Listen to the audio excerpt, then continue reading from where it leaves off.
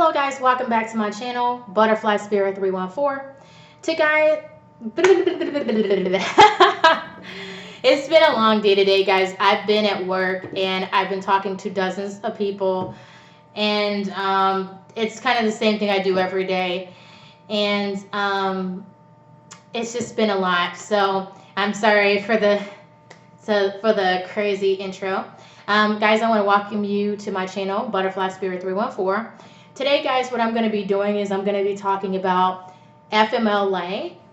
So for a lot of you guys, you may not really know what that is. So fmla is the acronym for the Family and Medical Leave Act. So FMLA, I'll give you kind of a brief example. So FMLA is when you have to take time away from work. To my knowledge, it can be if you're taking care of a child who has medical issues and they need you to be there to take care of them, or if you're taking care of a parent that's older, or even a grandparent, aunt or uncle, or something like that. So I'm not sure about the aunt and uncle part. I know about FMLA because I have been taking advantage of FMLA for my job. So the story pretty much for me is that I'd say like last year in October, my dad was diagnosed for the second time with chronic kidney failure. And that was last year was kind of the first time in my life where I realized that I really need to help my dad out. And because of that, it was a lot of hoops I had to jump through to try to get approved for FMLA. So I want to tell you guys briefly about it, so that if you have to take care of someone in your family, then you will be able to do that, okay? I want to do a quick search and see who you can take care of on FMLA.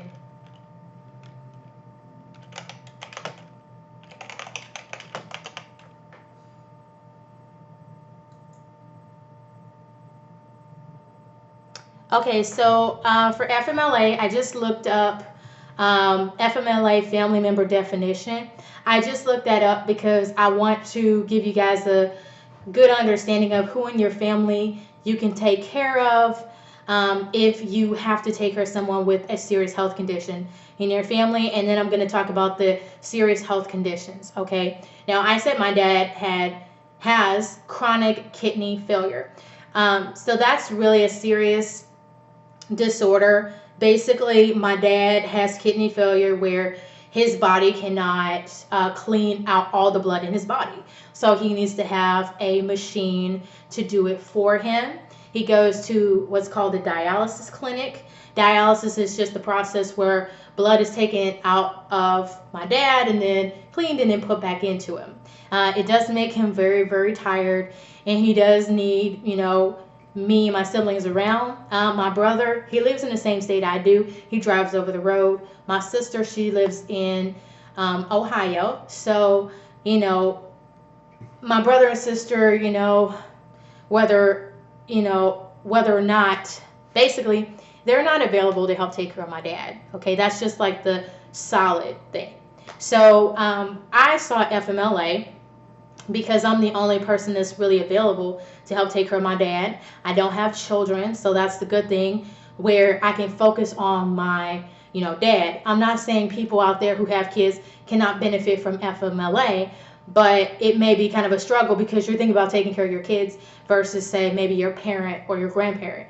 And you may be thinking about feeding your kid first as opposed to, taking care of your loved one. Okay?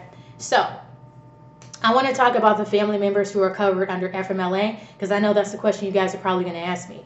I know the simple answer for my dad, I was covered because of his health condition. And what FMLA is basically is where I can take off to help my dad. It has to be with regard to taking care of him with regard to his health. So the way I explained it to my job is that my dad has memory problems, and he he doesn't really talk about the seriousness of his condition. He tries to make it seem like he's fine, really is not. His doctors, his doctor agreed with me, or doctors agreed with me, and I was able to get one of his doctors to sign off on me getting FMLA on the application. So I can talk more about that a bit later with you guys, but this is kind of just a general video. I can try to make more videos that are more in detail and in depth for you. I'm just trying to do this really quick for you just so that you know. I just got off work, so I don't want to spend forever on this, but I just kind of want to help you guys with some general pieces of information. Okay, so I just Googled it. I Googled the phrase FMLA, Family Education Definition, and I said FMLA. So an acronym would be F as in Frank, M as in Mary, L as in library, A as in apple. So FMLA, okay? So I Googled FMLA, family member definition. I Googled this for you guys out there who are going to be wondering, well, can I take advantage of this, on my job and things? So I want to get this out there. So first thing on Google popped up is an article that says who is covered family member under FMLA, SHRM. I'm guessing this is some type of human resources thing, just from my own knowledge. It says on Google, you guys know I will pop up with some kind of explanation. Covered family members under Family and Medical Leave Act, FMLA, or Frank, Mary, Library, Apple, FMLA, are the employee's spouse, son, daughter, or parent as defined in FMLA regulations. Under the FMLA, a spouse means husband or wife, including those in same-sex marriages, which were made legal in all 50 states of the United States as of June 26th of 2015. So that's kind of a brief definition of family members covered. Would be an employee's spouse, son, daughter, or parent. Okay. Now I know what some of you guys are saying. What about my grandma? What if I live with my grandma? I can't, take, leave to take care of my grandma. She lives with me. What I would say is it's a good idea to talk to your job's leave department, and you can express to them, well, my grandma is a parent to me. My grandma raised me, since I was born, and I look at her as my parent, And I would say if you want to get more in depth with it, Google, parent under FMLA, just to see, if your grandma or your grandpa could be somebody you take care of and you can have leave for. Because, I know your grandparents may have health issues. For me, I don't have any grandparents. And I know if you have a grandparent, they may be having a hard time. They could be in a nursing home or whatever, and they need your help where they live with you. And you help them out. Maybe you're just really good at it, So I wanted to define a family member. I wanted to define family member under the Family and Medical Leave Act, or FMLA, because I thought this would be helpful for you guys to know. Prior to even starting FMLA, I really didn't know. I heard about it before, but I didn't know I could take advantage of it. Okay, and it's just that I didn't know. One thing I want to tell you is that if you're going to be taking the medical leave or family medical leave, what you need to do is make sure your family member is willing. My dad he did not start off as very willing at all when it came to me taking leave. In fact, my dad was upset. He really didn't understand.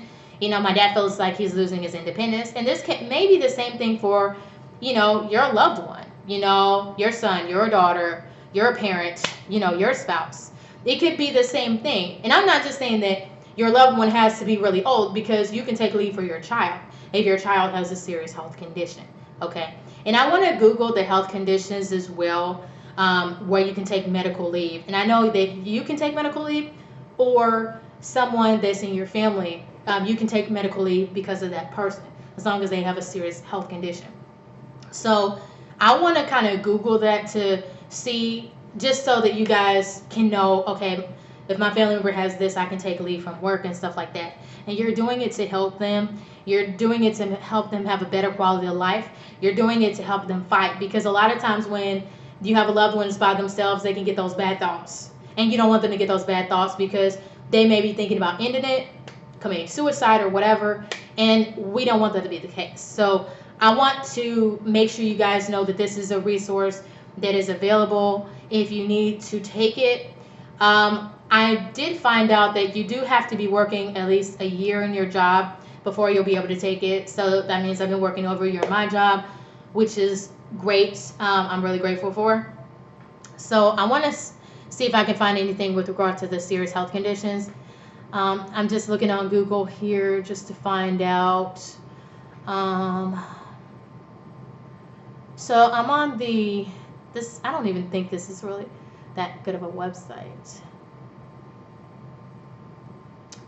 I wish I could find like health conditions. I'm on the United States Department of Labor page, and it doesn't really do that good of a job of telling me serious medical conditions. I know that's really terrible to say. Let me go back to this article I was on. Let me see if I can find anything.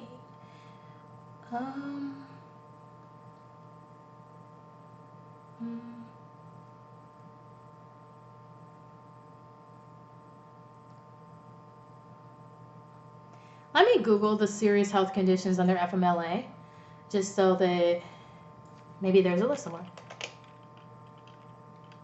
Oh, wow, that's weird. I said serious health conditions FMLA, and then it kind of popped up. The Department of Labor wasn't really too helpful. I was just taking a look at it, and it really didn't say. Oh, wow, there's more extenuating circumstances. Okay.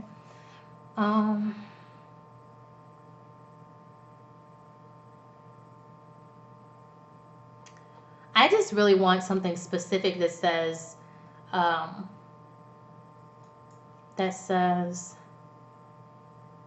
why can't they just have something?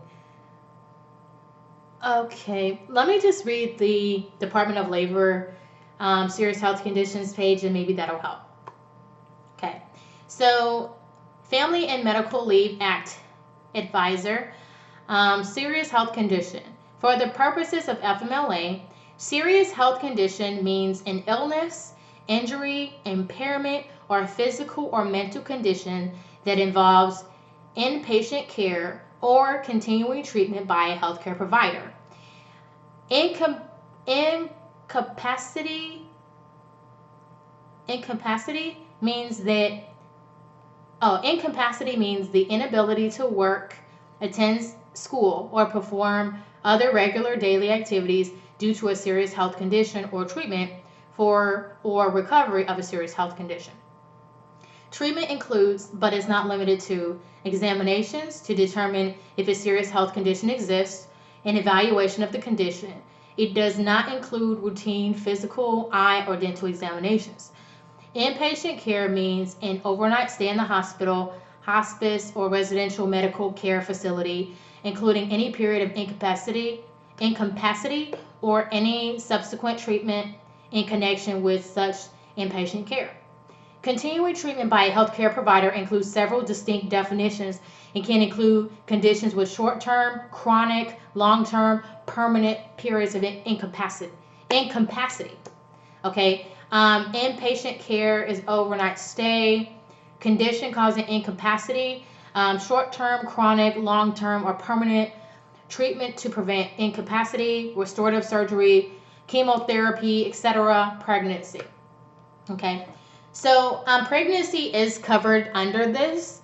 So ladies, if you're pregnant and you are, pregnancy is a serious health condition, is what I've heard. It's something that takes a toll over your body. It can make you sick. It can give you different types of conditions. When my sister was pregnant, she had high blood pressure. She had never had it before. When she was no longer pregnant, she didn't have any high blood pressure or anything. So Um, just something to think about. So, ladies, if you're pregnant, you can take FMLA if the pregnancy is taking a toll on you and you can't work and things, and you have to keep going to the doctor and stuff. I mean, it's kind of interesting. Pregnancy is a serious health condition. It's really something. You guys heard a serious health condition was cancer. So, if somebody that you love has cancer, and let's say you're the only person who can take care of them, even if they're not covered in the list of family and say aunt or uncle or grandma, grandpa, but let's say you're the only person who can help take care of this person. Okay, let's say this is your neighbor. Okay, let's say your neighbor doesn't have family around and you're the only person who kind of watches out for them. If that's the case, then I would say, try to get federal medical leave, so that you can, take off of work and help them out, especially if they're by themselves and, you see them struggling by themselves and they can't do this or that, and they need your help, whether they need your eyesight, whether, they can't read, or let's say they can't lift, they can't lift a certain, they can't lift a certain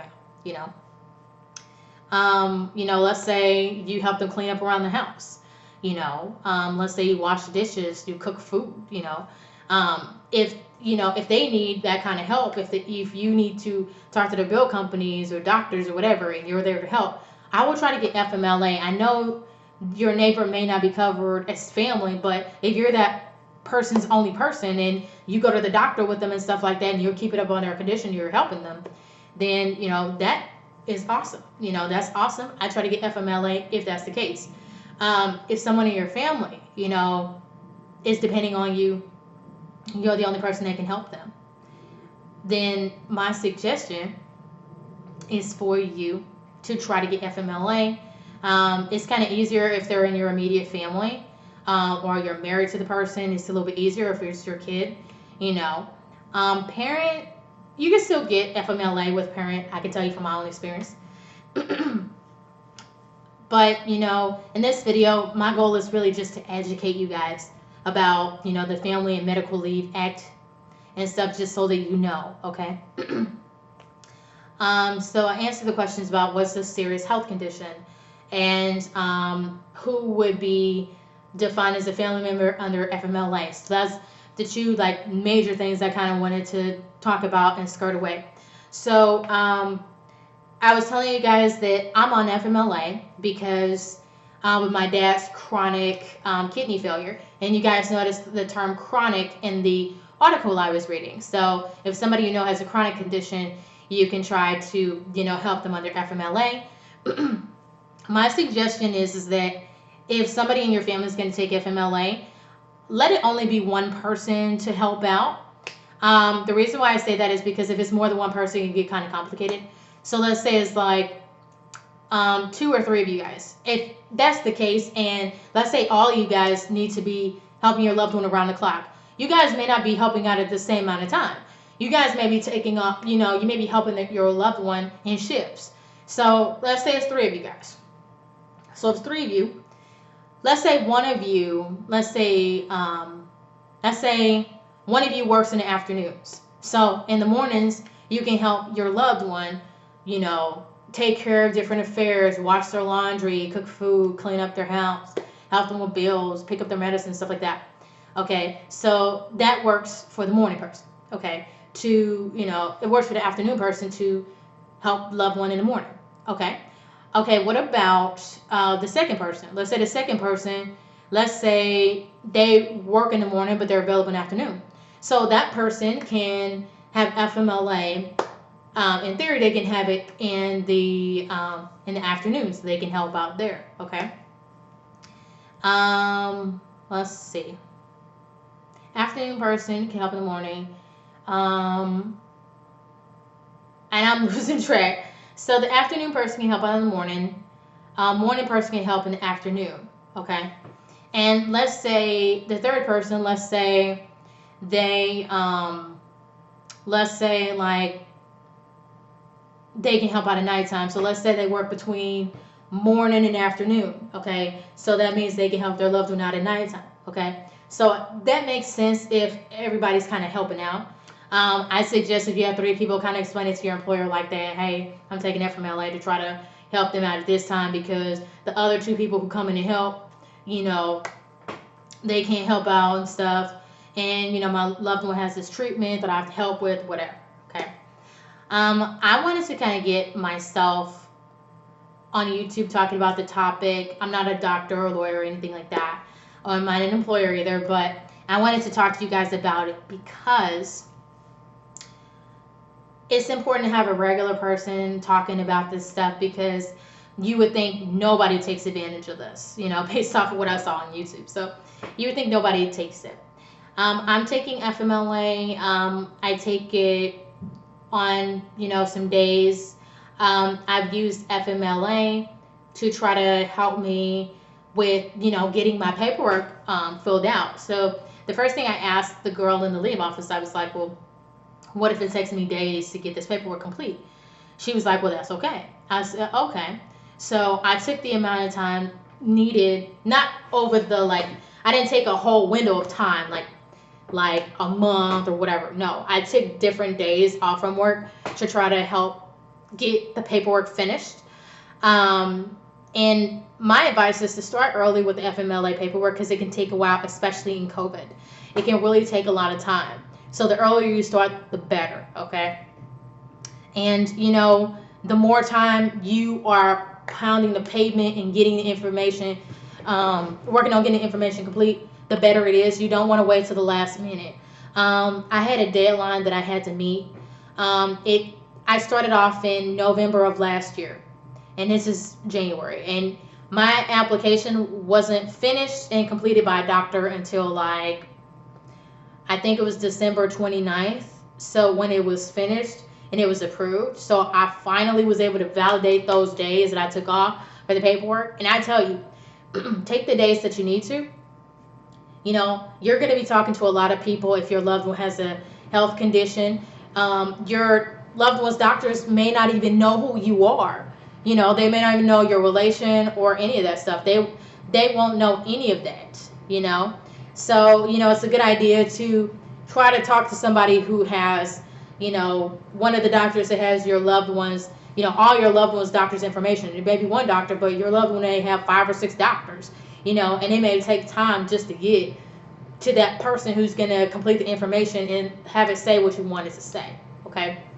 So, it took a few months, November, took a while to get to where I am now, so I'd say maybe 2 months it took to really get to where I wanted to be. So November 13th to December 13th, and then to 29th. So I say 2 months because it started November, December, January, 2 months.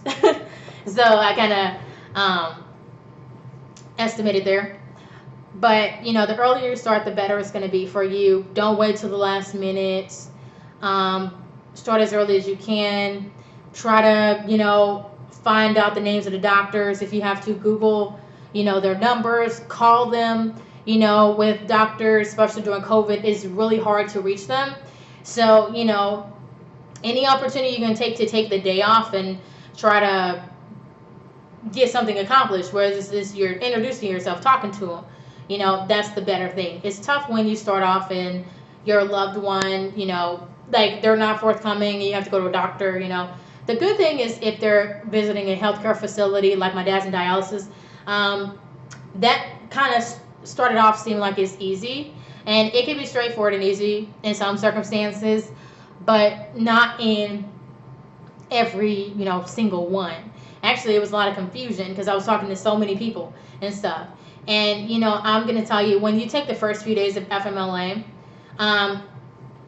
you're going to think, oh, I'm making progress. But, you can go 2 steps forward and 10 steps back when you're trying to fill out the application.